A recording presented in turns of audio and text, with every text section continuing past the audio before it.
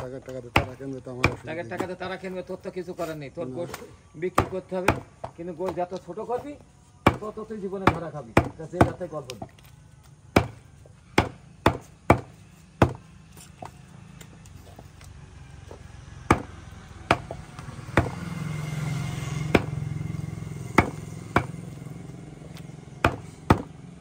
আমরা আপনার ওই নিজেদের মধ্যে গই দিলাম খালু এক জায়গায় বিয়েতে 36 কেজি, বুঝতে পেরেছেন?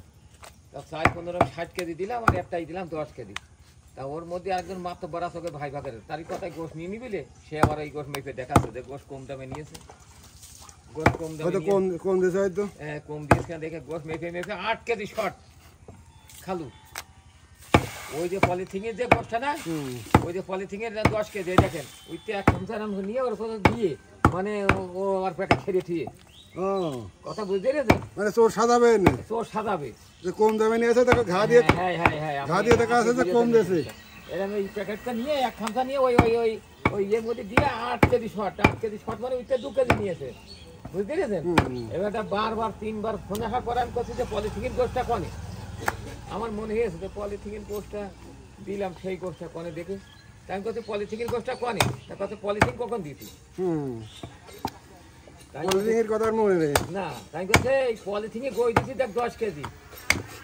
তা ওইটি জিজ্ঞেস করছে ওই মোবাইলে চলছে বলো ভাই, সেই পলিথিনে সে গোশটা কনে, তা কথা সেই গোশ আমি সেরে থুইছি, ওইটা খানিক অল্প খানিক দিয়েছি, দিয়ে তুলে থুইছি।